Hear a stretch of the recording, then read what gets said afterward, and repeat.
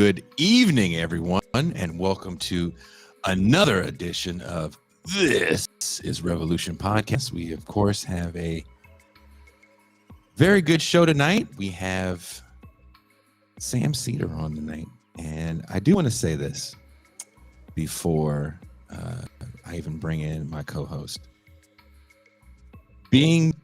Coming from the music industry and then being in this industry, one thing I've always appreciated is the help of elder professionals that have, a bigger platform. And in the music world, I got a lot of help from bands like Faith Moore and Godflesh, Justin Broderick and Godflesh, which helped out, tremendously. And in this world, it's people like Doug Lane that have helped us out a lot, and Sam Seder, who has platformed Pascal and I.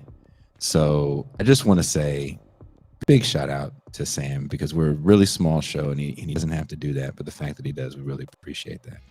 That being said, let me bring in my homie, my co-host, my dog. He is the man of the Mau Mau Hour. He has a very popular piece right now. Our Black people need crash test dummies for the Democratic Party. He is the Pascal Robert.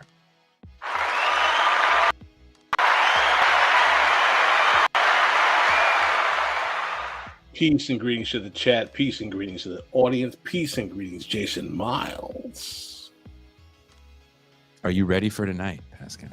I'm ready, man. Yeah, I really like Sam. I think he's a cool guy. I feel like an idiot because I had been watching this. Someone had uploaded the documentary about Air America to YouTube, but they didn't put it under the name. They put it under a different name, and I found it, but it was in parts. I want to say they put it in like 15-minute increments, probably to not get it pulled down. And I kept telling myself, send it to Pascal. But as you know, as maybe the people watching don't know, I've been having massive wives because make these ridiculous moves without planning anything out. I moved to a place that has like no infrastructure for fiber optic connections. So I'm kind of stuck with a subpar internet connection, but good enough to do the show. So I kept forgetting to give it to you and send it to you because I kept going. I had to like physically drive to the place and hammer out problems. So I apologize. It's quite all right. But I made a clip and I made some corrections to the clip because originally when I posted it, I had the wrong year on a movie that I posted. And then people keep asking, what movie is that? What movie is that? The movie is called Talk Radio with Eric Bogosian. Is the probably best role he ever did. Really enjoyed that movie. And it came out in 1988. And I had to make some editing to that so we don't get hit with a demonetization strike. So before we bring in Brother Seder, let's play the clip.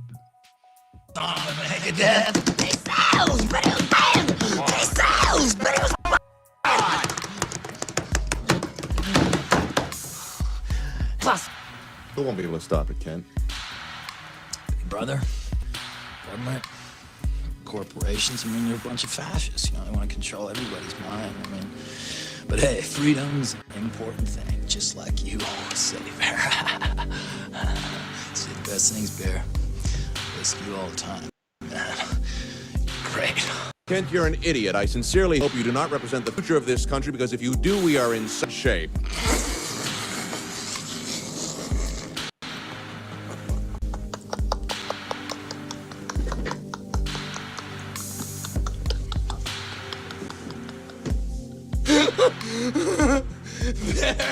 Man, you're so funny, man. That's why I love to listen to your show. That's why all the kids listen to you, man. Plus, these goons push you around, all the kids listen to you, Bear. You discuss a lot of serious subjects on this show. We have 2 writers assigned to us every day from like 4 to 9. Great. Who are the writers? Who are we going to have on our show? It's going to be another changing thing. Oh, okay. But At least we have two. Okay, great. I'm just happy about that. I'm not nervous only because, both Sam and I are so passionate about this. We spend so much time talking about these issues anyway, and had for a couple of years always wished that we had a talk radio show, and now we finally have one. But if I'm not good at this, I don't want to be here being a kind of a drag on the station.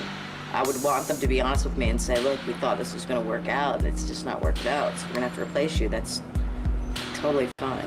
I have to say that I almost totally agree with Janine. I would want them not to be honest with me. I'd want them to come to me and say, Sam, you're very ill. The rise of conservative talk radio following the repeal of the Federal Communication Commission's Fairness Doctrine in 1987 has had profound impact on the political landscape of the United States. Taking advantage of the newly liberalized regulatory order, a wave of reactionary hosts, most notably Rush Limbaugh, took to the air to propagate their far-right political message. Indeed, they formed the vanguard of opposition to the Democratic Party administration of Bill Clinton. And following the constitutional coup d'etat that installed George W. Bush as president, the rightist talkers emerged as key regime propagandists. While it is perhaps an exaggeration to claim that talk radio created the political divisions that bisect American society, conservative domination of the medium certainly fed the growing radicalism of the reactionary right. The power of talk radio, both to groom and mobilize elements of the American public, was not lost in the left flank of Capitol. And in 2004, Air America, a progressive talk radio network, was founded. Yet this experiment failed, and in 2010, the network was shut down. What was the American media landscape like in the 2000s? What explains the failure of Air America? And will the new plethora of independent online left media outlets be able to overcome the issues that brought down liberal talk radio?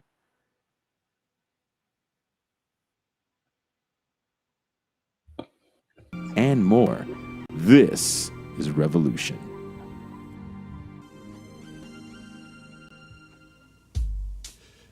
I should hang.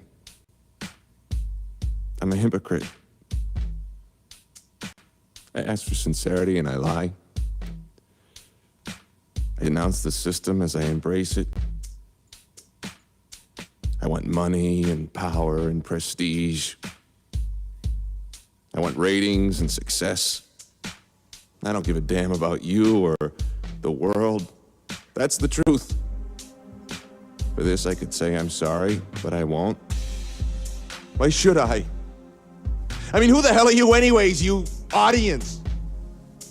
You're on me every night like a pack of wolves because you can't stand facing what you are and what you've made. Yes, the world is a terrible place. Yes, cancer and garbage disposals will get you. Yes, a war is coming. Yes, the world is shut to hell and you're all goners. Everything's screwed up and you like it that way, don't you? You're fascinated by the gory details. You're mesmerized by your own fear. You revel in floods, car accidents, unstoppable diseases. You're happiest when others are in pain. That's where I come in, isn't it? I'm here to lead you by the hands through the dark forest of your own hatred and anger and humiliation. I'm providing a public service. You're so scared. You're like a little child under the covers. You're afraid of the boogeyman, but you can't live without him. Thank you for watching. Please don't forget to... All right. That was a long intro, but I really liked the movie Talk Radio. I watched it when I was like 12. I can tell. Right? I can tell you Right? weren't. I can tell you weren't. I was into this shit like a motherfucker. No question. Let's bring in the man of the hour. He is the host of the Majority Report, the 5-time award-winning Majority Report. We got him because we couldn't get Janine. Sam Seder.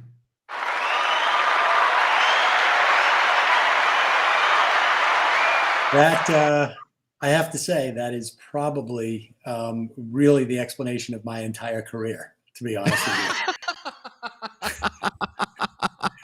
When they wanted Janine, when they wanted Janine and they couldn't get her, they were like, all right, whatever, we'll take that guy. I totally tried to find Janine Garofalo's email, and it is hidden. That does not exist. I can assure you that does not exist. And I tried to email whoever said that they were managing her at the time, and I never got a response. So apparently Janine does not show up on this show. I doubt that Janine even ever got a hold of that email. That is not how she, honestly, like, connecting with Janine is one of the oddest things in the world that you can imagine. But I won't go into the details, but I saw her actually last week, and if I told you how that went down, you wouldn't believe it. It's honestly like a spy movie. Like, we have to meet at a certain place. There is no communication that takes place. She doesn't travel with her phone. No, it's a throwback. It's a throwback. She's just famous enough that I was working for a kids TV show, and I was out with some guys that were guests on the show that were actors that are like somewhat recognizable. They're not on we call them B-list, right? And one of them always plays a very wholesome role. And we were at a bar, literally watching a baseball game, and he was drinking a beer. And someone was trying to take his picture. I remember him being like, dude, can you not do that? Because if you take my picture, you send it to TMZ, then I'm a big drunk and it's really gonna fuck up my shit. So can you not like do that? And I was like, damn, that sucks, because you're not even like that fan. Yeah. Like, yeah. I mean, that is, I mean, particularly, back in the aughts when we were doing Air America, and before then, Janine was one of the few people that was basically allowed to go on TV and speak up against the war. And they would invite her on specifically because she was an actress. And then the first thing they would say is like, who are you to talk about this? You're an actress. As if like she somehow apparated in the, the studio. And I mean, the experience of being famous is one thing, but the experience of being famous and then hated like she was. I mean, I think, it's sort of hard to understand for, I think, people who didn't live through that era, how violent and threatening it was, and how isolated you felt. If you were against the war, if you had a problem with what was going on with the 2000 election, it was really isolating. And I think, to lead into Air America, I think that's why when Air America launched, the enthusiasm that it generated was so huge, because there was nothing even remotely like it. There's nothing.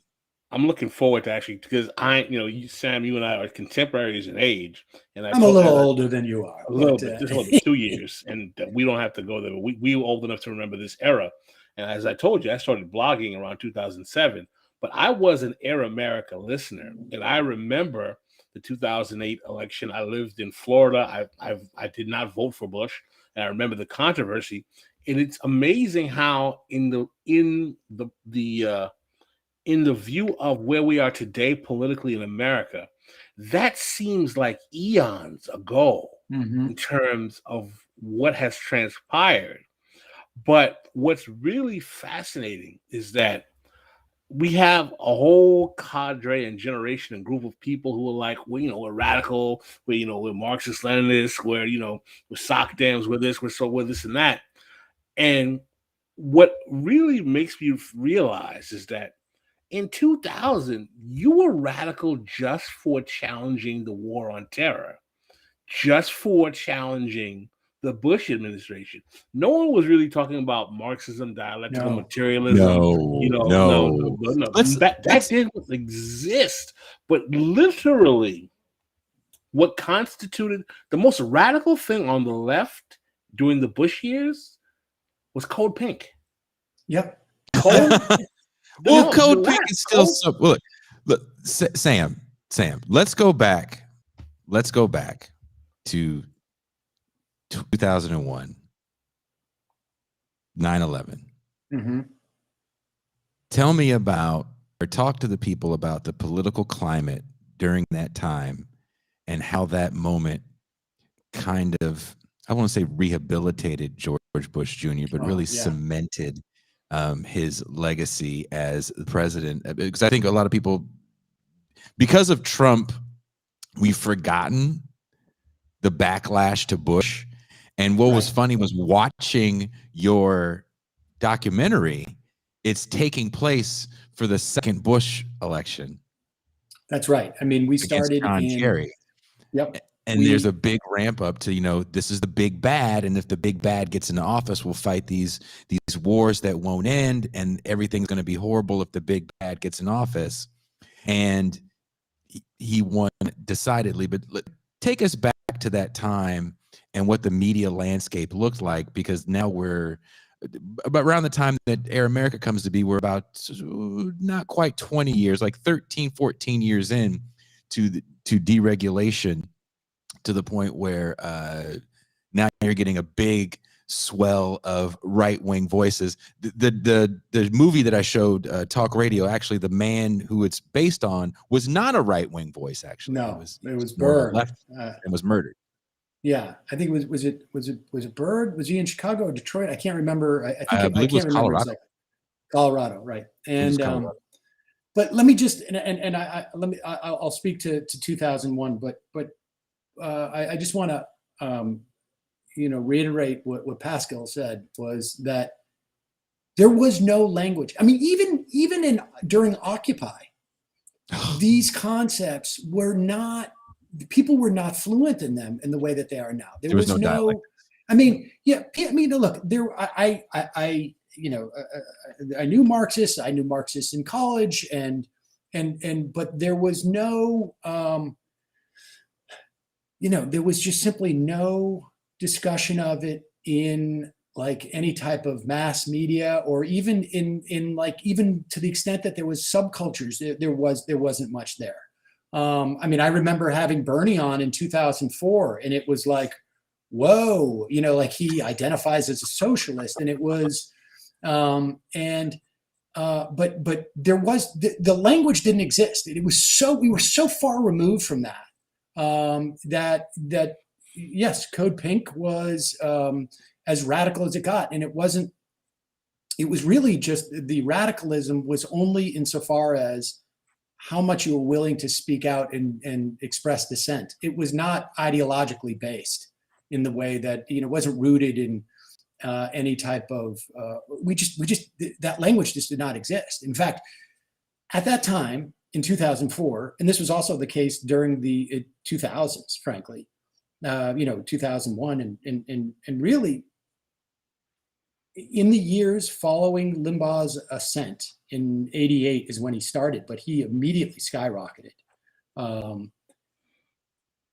The word liberal was as pejorative as it is today, but from the right. I mean, it was even from people like Stern.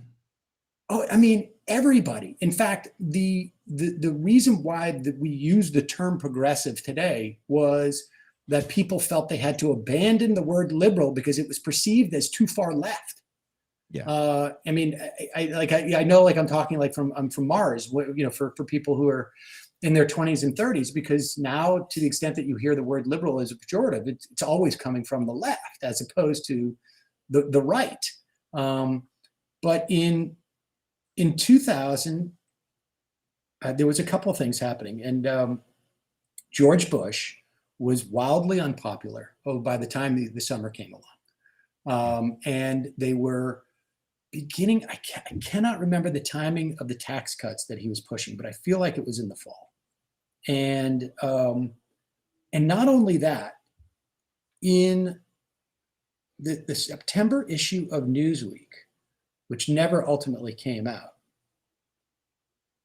and I actually interviewed the editor of Newsweek who talked about this piece, and he disputes some of what I'm retelling, but not not in a specific way that I think that the gist of the story is incorrect. They were going to, I had understood that Newsweek was going to put this on the cover of their magazine at the time. And understand, Newsweek and Time at that point were the only magazines that Americans read. There was, like, it's sort of hard to remember that, but like Newsweek and Time were the two magazines that America read. It was like the networks. And Newsweek was either going to put on their cover, they certainly ran with the story at one point, they certainly had the story, that there was an argument that had broke out on the Supreme Court when, oddly enough, I think it was Russian judges had visited over the summer, and about the Bush v. Gore ruling. And the story in Newsweek was about the fracturing that was taking place on the Supreme Court, because I from my estimation, and I was obsessed with that election. In fact, I made a low budget movie that was sort of somewhat. Yeah, exactly. I mean, that's not even, you don't even know the half of it. But it was sort of obsessed around that notion. And I had taken hundreds of pictures of my TV during the recount. It was obsessive. And there was like this sort of shock, I think, that the liberal establishment felt, particularly in the legal establishment, because they didn't think that the Supreme Court would ever take that case. And they were shocked by it because it was the most naked example of what a lot of like critical legal studies people had been saying about the court for a long time, which is they're political. And it became a shock for a lot in the legal establishment, I think. Well, it's funny that you said it, because I was actually practicing law when the Bush v. Gore case came down. And I was actually working in the Florida judiciary system as a case manager in the domestic violence unit. And I remember most of my friends out of law school being horrified by that case. It's going to be hard for people the time is so far, but Bush v. Gore, there are people who were I have friends, and I was one of them, but I have friends who would regularly monitor the Supreme Court. Like they took it seriously. They would seriously watch on the Mondays and Thursdays when decisions came out what the court was doing, because they took the court to be a very serious institution. I know many, many attorneys who literally gave up on taking the Supreme Court seriously. Yep. As a matter of fact, as a result of Bush v. Gore. Let me tell you how ridiculous Bush v. Gore was. Bush v. Gore was so ridiculous that Dershowitz wrote a book about how they got it wrong. Yeah. Dershowitz was looked at as more of a leftist figure during this era. That's how bad than he is now. Yeah. Yes. And I mean, it rocked the institution, and there was a sense coming in August. I mean, over the course of that summer, that's this stuff like that the shock that they had felt was starting to wear off, and people were actually starting to speak up about it. I mean, there was big protests at the Bush inauguration, but they were hidden. It was really the beginning of. It was the first time that I remembered, anyways, that there was like free speech zones. And the protesters were put behind the what do you call those? The bleachers. They were put behind the bleachers, so you couldn't see them. The TV never recorded them, but there was, and I don't know that there was there certainly wasn't 50, 100,000 of them, but there was thousands of people protesting an inauguration, which never really happened before, as far as I knew. And there was a sense that this was catching up with Bush. He was not popular. He was, and then 9/11 hits, and it is a completely different political world. It changed the whole nature. I mean, it's funny that there are kids nowadays who are politically active who literally were too young to remember this, that are like adults right now. But what is really funny, right, is that people don't understand that, first of all, the idea of a third-party candidate was supposed to be delegitimized by the fact everyone used to say that, what's his name? Lost Florida. Nader. Ralph Nader.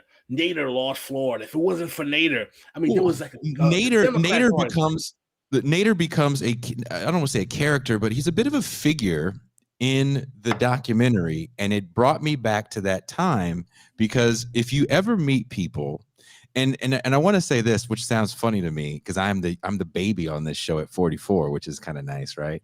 And the irony, I have the oldest kids out of everybody here. When you meet people that voted for Nader in 2000, and I don't know if it's like this for you too, Pascal, those were like the crazy left wingers. We're not talking Marxists. If you voted for Nader in 2000, you were like, it was beyond Bernie, because there was no, he was doing some big you were considered like a whack job. If you voted for Nader. And there's a scene where there's a scene where, go ahead. I voted for Nader. And now I voted for Nader in New York, and they had a thing that was called, and I was in New York, and but they did have there was a website. This is web 1.0, I guess, when you, like, if you were lucky to get DSL. There was like an exchange or a swap thing where you would put in, I'm voting for Nader in New York, to trade with someone in Florida, ostensibly. I mean, you didn't know who it was, you just put it up there. And that was, I mean, I probably would have voted for Nader anyways in New York at that time. But I just should say, for full disclosure, but yes, I remember what you're about to talk about when Randy Rhoads had him on. Randy Rhoads goes off on Ralph Nader as a guest on her show, and she blames Ralph Nader, and I don't know if she's walked this back since. She blames Ralph Nader for George Bush. Can I explain to you why that's absolutely horse crap? Go for it. Don't forget, I lived in Florida.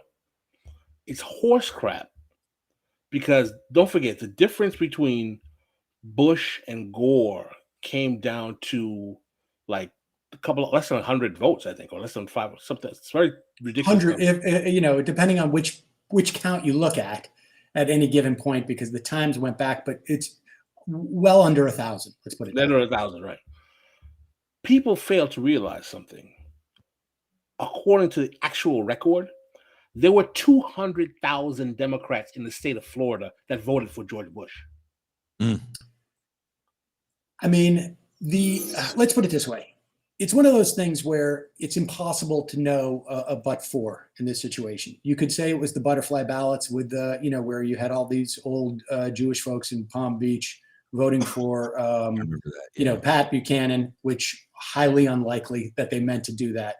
The thing I think that there was anger towards Nader was that he had originally promised not to run in contested states, and then changed his mind. And I think that was probably a certain amount of overconfidence. I don't know what it was, but you could also say like Al Gore was an idiot for not campaigning with Bill Clinton, who was, despite what you think about his politics. Al Gore was an idiot for having Joe Lieberman as the vice presidential candidate. And Al Gore was an idiot for having Joe Lieberman. I should say that character in that movie was a fictionalized Joe Lieberman's son. My hatred for Joe Lieberman knows no bounds. Like I say, there's a bunch of things. Nader became I think the easiest thing to blame on some level, because it was it was just a question of him deciding to go down there. And I think, from my perspective at the time, I was like, he promised also to build the Green Party, and he didn't do it. He more or less walked away from it. And after that, and I think that contributed to a lot of anger towards Nader too, or at least prevented for a lot of pushback, because part of the promise at that time was to build a third party. And he literally walked away from it. And so I think that is where some of that blame came from, or at least the absence of people sort of defending him. Well, the thing is, though, it's really easy, right? I mean, I think we would all agree that for a lot of kind of existential reasons, it's the millennium, it's the new new century, the year 2000, all of the hoopla, the Y2K problem, all of that nonsense that was being thrown out around the fact that we were coming into the 21st century that we were hearing, and we had this election. So there was all kinds of ridiculous existential angst about this election. But I will have to admit that you did feel a shift in the political energy in America as a result of the Bush-Gore election in 2000 that took us into a darker place that I didn't feel again really until Trump in 2016. Yeah. But the thing that is interesting, though, is that the trajectory of really, really bad presidents from, I would say Carter, Reagan, Bush, the father, Clinton, Bush the son, and Obama, that trajectory, the neoliberal, like the last that whole period in the neoliberal turn, which no one was even, I mean, unless you were an academic who had been writing for 20 years, no one was saying the word neoliberal, but these are all things that come about as a result of the 2008 crash. And what people also have to realize is that, and I know Jason knows this, the economy started rocking and rolling in the Bush years. Why is that? Because Sam forced me to write part 2 because I was going to lag and not write 2 to my piece. So while I'm down here in Mexico writing part 2, then Doug Lane convinced me to write a book. So I'm doing all this goddamn research into deregulation, and deregulation starts lightly under Carter, ramps up under Clinton, and under Reagan. Under Reagan. And well, it really ramps up under Clinton because that's when we start seeing Glass-Steagall. And by 99, Glass-Steagall's all gone. But 94 is really the year where the bones of Glass-Steagall really start coming out. So by the time the Clinton era ends, we see an end to Glass-Steagall, and we're also starting to see a jump in home value. So the Clinton administration becomes a great come up for middle class, just based off deregulation. And you get so much more of it with Bush, and it gets kind of these weird mixed results. So you have Enron on one hand with Bush, right? And you also have this blow up of the middle class. And I'm not just talking about white folks. People of color now can move on up out of the hood and buy houses in these nice new suburbs that are popping up everywhere. The McMansions, as you people call them, are popping up everywhere. And of course, fast forward to the end of the aughts, and those areas of McMansions, like the central part of California, became literal ghost towns, where these houses that people bought for $500,000 and $600,000 were worth, pennies on the dollar after that, and they were literally being advised by their tax people to walk away from them. But I do feel you on that move politically, Pascal, because I believe that people really thought the prosperity was here again, and also we're talking about an era of anti-politics. Yeah, without a doubt. I think that's a part of. And also, we should say, in terms of the big deregulation under Clinton, was the Telecommunications Act, I think of 94, yes. Maybe it was 96, 94. And and so much of our news is a function of that. So much of the ability of Rupert Murdoch to dominate our news, both in print and in terms of TV, came out of that. And yes, the .com boom. I mean, it was nuts. There's was it the end of the century? What was that book? The dot-com boom happens around like 99, 2000. And I remember, the dot-com crash. I remember because I was working in real estate finance at the time, as a lowly paper pusher at that time. And I remember we had a very, I would say maybe 2-3 months of a shakeup. And then all those offices got replaced with real estate offices and title companies. The other thing that was happening, and I don't know when that started. I feel like it might have started happening, but we had interest rates were dropping significantly. That was fueling the real estate market. And people just were trying to find a place to Alan make their money work. was actually still respected as a genius. Yes, yes, he was.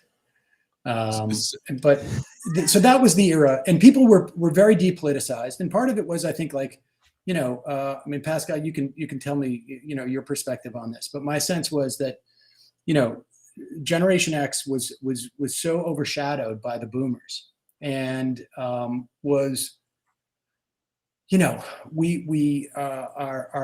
parents more or less were, of a generation where, you had like the yippies, like there was a debate, there was literally a traveling debate.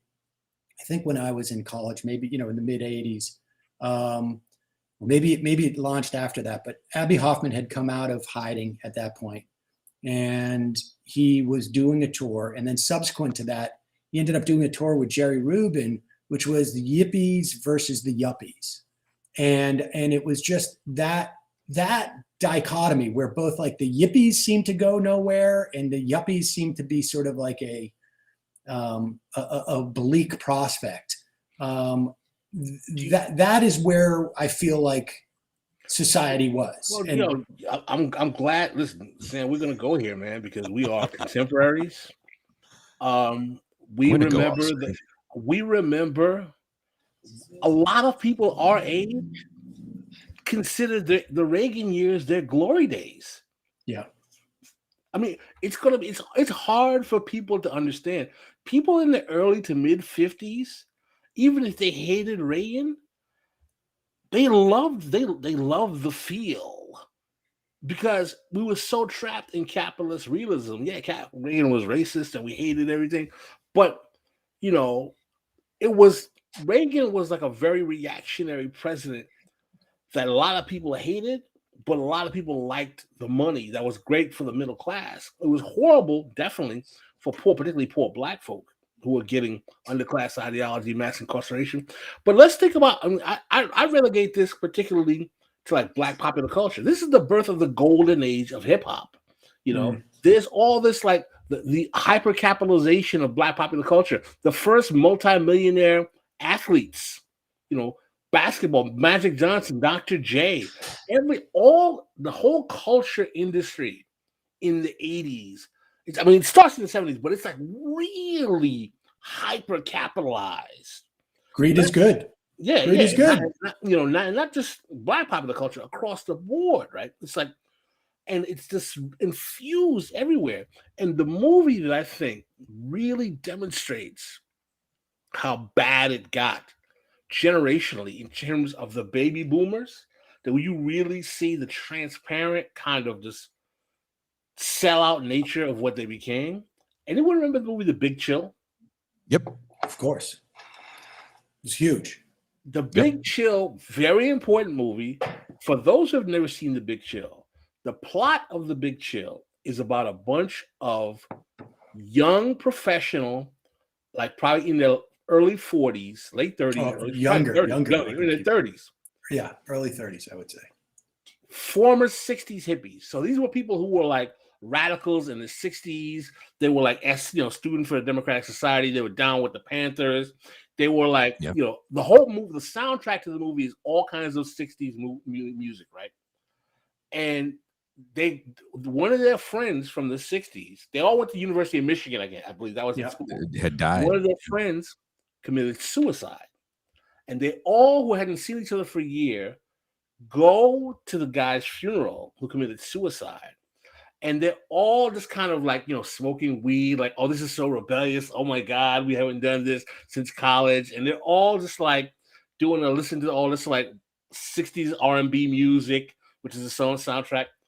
And the whole theme of the show is how during the 80s, they're all very successful, and they're all waxing rhapsodic about how basically they kind of sold out all of that liberal left stuff that they were protesting about, and they were getting paid. Like, one of the women is a lawyer, and she basically literally says that, like, if someone says, like, she says, I represent real estate companies. I do real estate law. Yeah.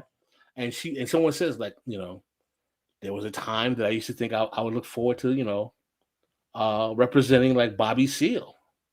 And then someone said something like now you're worried about, like, some young black kid his age that you want to make sure gets, like, incarcerated or something like that. And it was so transparent.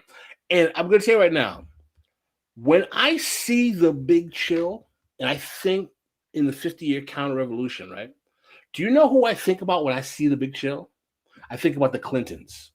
Because the Clintons are the Big Chill people. Yep. I think that's, I think that's right. And that's, so by the time we get to, I think, Bush v. Gore, people are so depoliticized. There's that, it's the Big Chill. It's that sort of sense of, like, what are we doing? We don't know. We're just going to ride out the sort of like the explosive economy. This is so important. Like, this is really, we think about Mark Fisher, capitalist realism. When we talk about the 50-year counter-revolution, man, it was kids today. There was no left. No, there was no. There was almost like just a total absence of politics.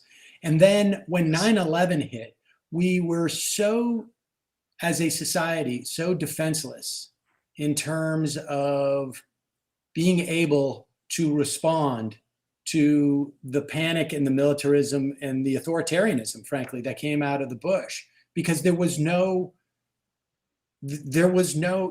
ideology, there was no movement, there was no left, there was no politics that existed. And I just remember, I think probably I went to 3 or 4 different major anti-war protests in those years building up. And it was just so frustrating. And that, there was a lot of people there. Hundreds of thousands, massive protests. And it didn't make a difference. It was barely reported on the television. And there was a real feeling of isolation. And that's why, just to bring it back to Janine, when she would go on television, like, she became, she was not she's a political person, and particularly for that era, a fairly, a political person, but she became really important because she was the only voice that was speaking out against. Now, people, I don't think, realized that, like, nobody else was allowed to. Like, literally, she had to be recruited by this organization, Win Without War, because they could not get their experts on. They could not get their professors. They could not get their PhDs. They could not get their former military personnel. They couldn't get anybody on except for Janine, and then maybe Mike Farrell, who was from MASH, this CBS, and this was the era that we were in. So when Air America launched, it was a very, well, first of all, it was a very sort of like extraordinary, it was completely anomalous in terms of the time. And also it was scary. Like, when Janine and I left our studios, we had bats, because the amount of threats that she would get, that we would get as a station, but she would get as personally, was just, I don't think people can fully, sort of understand. And it was scary because no one cared. I just remember going to, during those first couple of years in 2004, 2005, I remember, most of my friends still were, I was still, sort of like, felt like I was still in the comedy world. I had, literally, in September of that year, I think I had to go out to LA because a TV show that I had made was airing on this network called Trio, which ultimately went away. It was a small network. But the point being that, like, I was still in that world well into Air America. And I can't even tell you the hostility that Janine and I got from our own people for doing that, just because people were like, what are you doing? And it's so changed. The culture has so changed. Comedy, like they're so, it's so radically different. But I mean, I can tell you, like, my agents, my managers, like friends in the business, I would go to like some shows out there when I was visiting friends, and people were just like, and Janine's, you know, like people were like, is there any way you can get her not to do this anymore? And I'm like, wow. I do with it. I mean, it was do you think, really, well, look, I don't, if you don't want to answer this question, that's fine. Do you think that her time on Air America hurt her career? I mean, she did Mystery Men after it. No, I don't think she did it. Was that before it? I'm pretty sure that was before. Oh, wow. It was definitely before. I mean, it was during her anti-war stuff. I think there was a little bit, I think it made people a little bit nervous. And I think that in some respects, it probably did hurt her. Although, like, I mean, I know that she lost some gigs, but I mean, could she recover from it? I mean, you know, it's so hard to sort of parse this stuff out. But without a doubt, there was certainly a hostility to what we were doing. And here's the difference between 2000, let's say 4 or 5, 6, and 2016, 2017. I remember just going to like out to dinner with friends, or maybe go to like 4 or 5, you know, like out to dinner with like 4 or 5, 2 or 3 other couples. Yeah. And I would talk about this stuff, and I would try not to, but I was so immersed in it. And I would just start going like, you don't understand what's going on. You know, what's going on with the EPA, what's going on. I mean, the Bush administration was just horrible. It was just absolutely horrible. And people would look at me like I was like a complete freak. They had no idea what I was talking about. And cut to 10, 12 years later, not exactly those same people, but more or less those same people are texting me shit about the Trump administration that I don't know. Like, it was a complete reversal in terms of the awareness of politics. It was just, I can't even tell you how isolating it was. The extent of lack of politicization. Well, this is the thing. I want to go back to Air America. I used to listen to Air America regularly. I called in during Air America one time. This is going to blow people away. This is going to blow people away. These were considered the radicals because they were on Air America. Rachel Maddow was considered radical. Did she win a Pulitzer? Well, didn't she win a Pulitzer? No. She never won a Pulitzer? Rachel Maddow. She may have won a Pulitzer, but not at Air America. Not at Air America. God rest he died. I used to like this guy a lot. Ed Schultz. Ed Schultz was a big deal. I called into Ed Schultz's show. He was not on Air America. No, he wasn't on it, but he was a big radio. He was in the left constellation. Of radio. Ed Schultz was. But this is the deal. Before MSNBC, I remember when MSNBC started. Before MSNBC started, right? They basically took a lot of Democrats who were kind of progressive Democrats, who were on left media. They got Rachel Maddow. They got Ed Schultz. They get Al Franken? No. You're going back. You're not going back far enough. When MSNBC started in 2004, the lineup was Scarborough, was Tucker Carlson. I mean, prior to that, it was Dan Abrams. It was not political. It was Pat Buchanan. The whole thing was right wing. Yes. And I mean, I would go on. Janine would get asked to go on Scarborough Country. It was on at like 10 p.m. Scarborough Country. She would say, I'm not going on unless Sam comes on. That's like I say. I mean, you brought me on that way as a joke, but that's literally basically the story of my career in this world. And Tucker Carlson had a show on MSNBC. Tucker Carlson had a show. Pat Buchanan, I think, either had a show. At one point, they had Michael Savage. I mean, he was on, I think, like probably in the early aughts, and he didn't last too long. But that's Tucker. But MSNBC used to be right wing. They hired Keith Olbermann, and he, around 2005, just stumbled on being, sort of liberal. And then what's that? Donahue was on MSNBC. He gets fired. Yeah, but that was in like the 2002, in the run up to the Iraq War.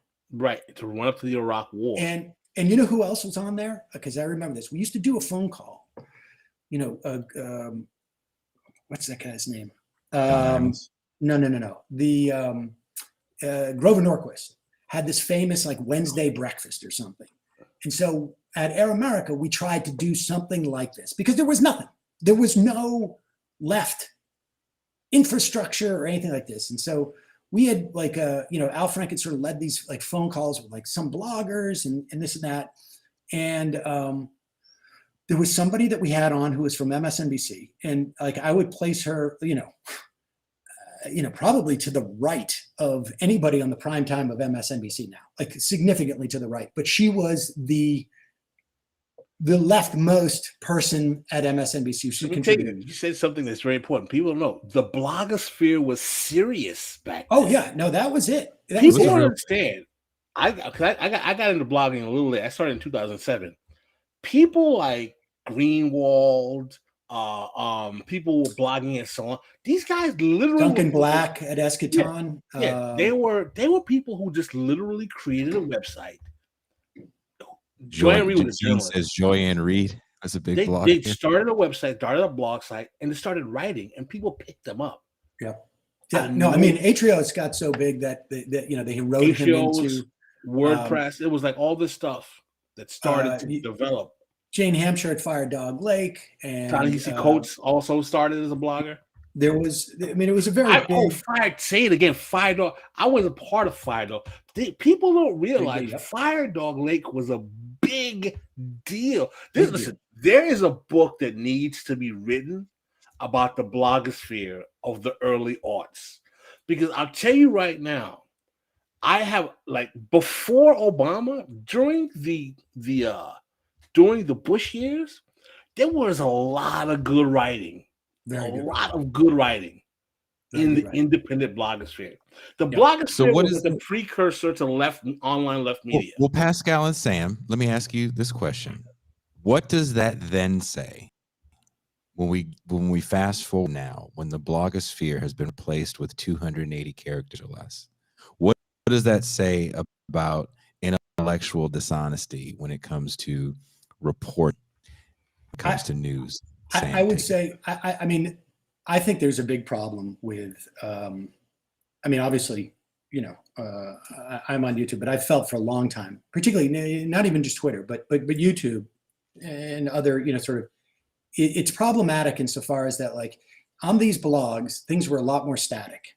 So people would write, and then there was like the comment sections in some ways had parity with the blog post. Yeah, and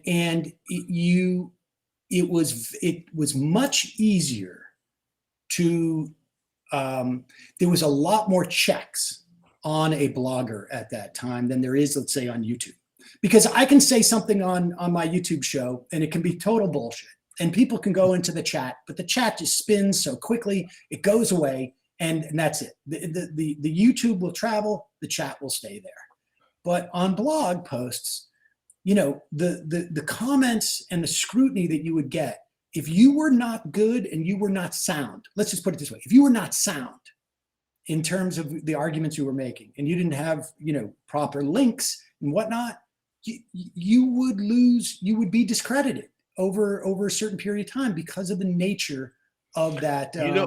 You know what you're saying that's very important? Do you know what the thing about the blogosphere that was destroyed by social media? Because Facebook, Twitter, and YouTube got destroyed. There was a certain meritocracy to the blogging game. You wouldn't get picked up. You wouldn't get recognized unless your stuff was pretty good.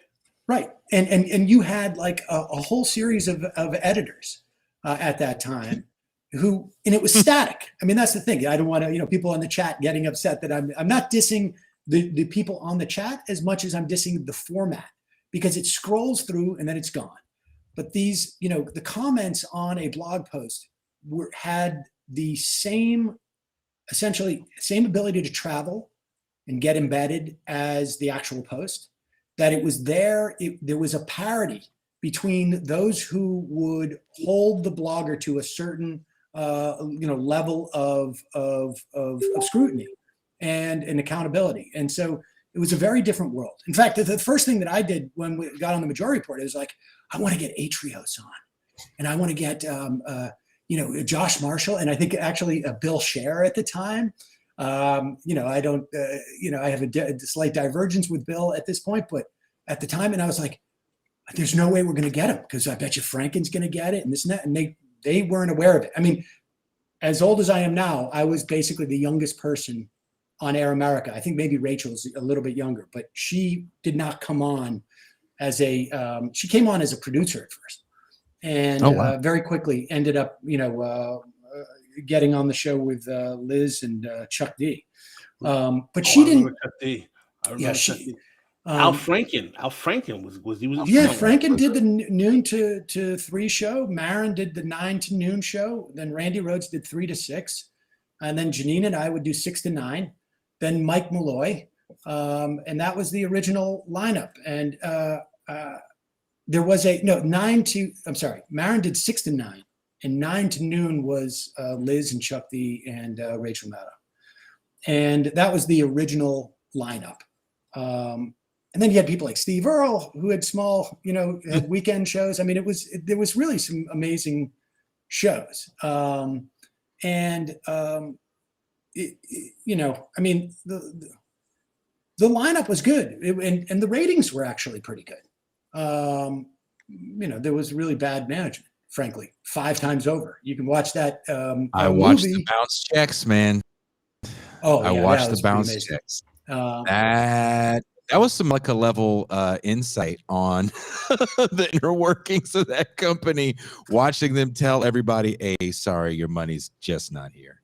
That was the first. I mean, I had multiple checks bounced, but at that point, I was coming out of show business. I had a lot of money. I didn't care. I mean, I wasn't going into this at that time to the money was completely secondary.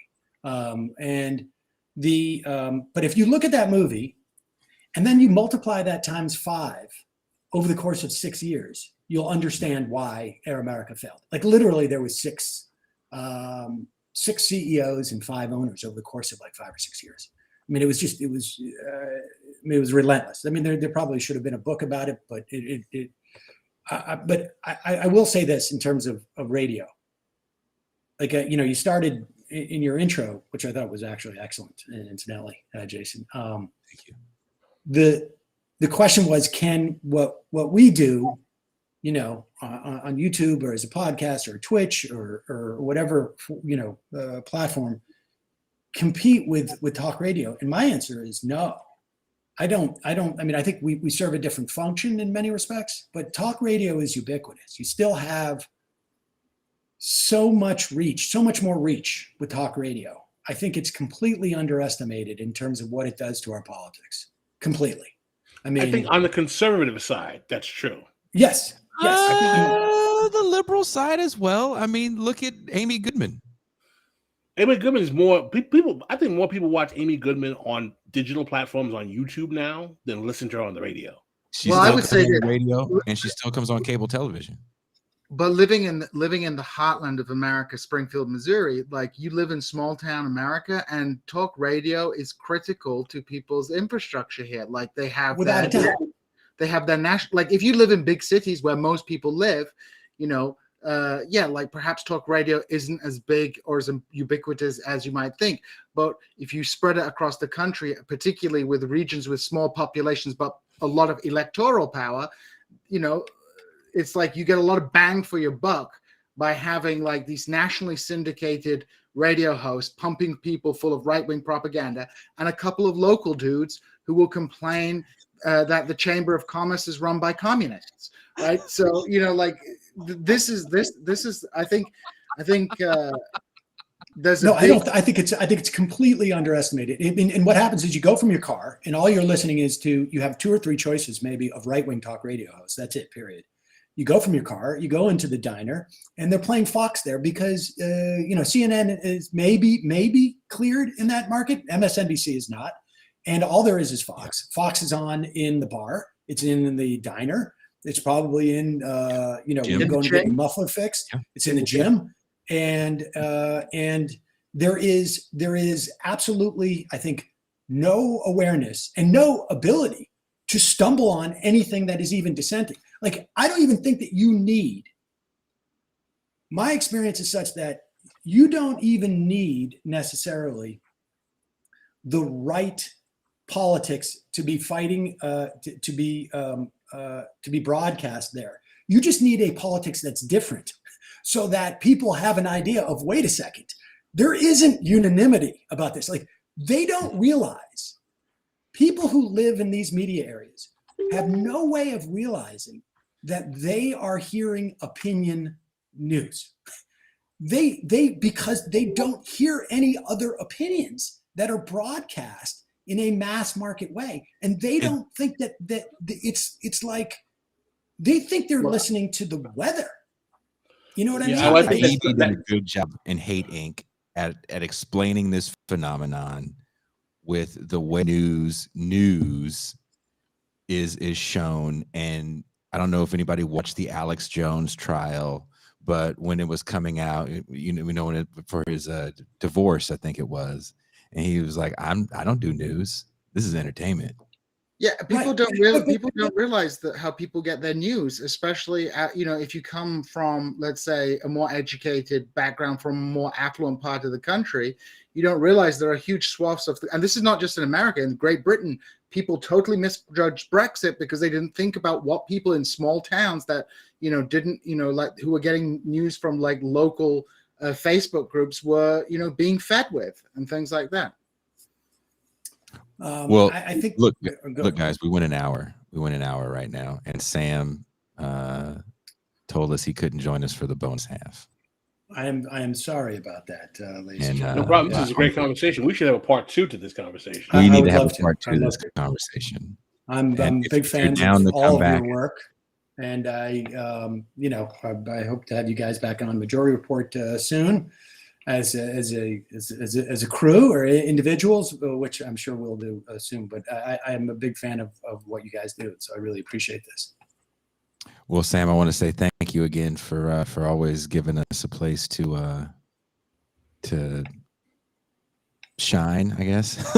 I don't know what's the right word, Pascal, for platforming us. Well, I mean, that's honestly, like, I'm happy to do it, but it's not my intention is more one, because I appreciate the work you guys do, and glad to sort of like I just enjoy. I've had great conversations with all of you. The audience seems to like us as well, too, by the way. They definitely do. Of course. Who wouldn't? That's a good point. There's a long list. Pascal really reminds me of my dad when he says things like that, because my dad is one of these guys who is like, he's like, I'm humble, and it's like, I don't know, Dad, I don't know if you're that humble. He goes, I'm the most humble. That was it. Well, we're still going. We're still going and going to do a bonus without Seder. We're probably going to talk about Seder and why he's trying to block Janine from talking to me, because I know that's fucked up. Sam, we'll work on that. We'll work on that, definitely. You gotta let her know. Say, Janine, there's this black dude in Mexico. He's got a beautiful house by the ocean. He wants to have you on the show. That may not be the pitch I use. I don't know how that's going to work with Janine Garofalo. That may not be the pitch I use.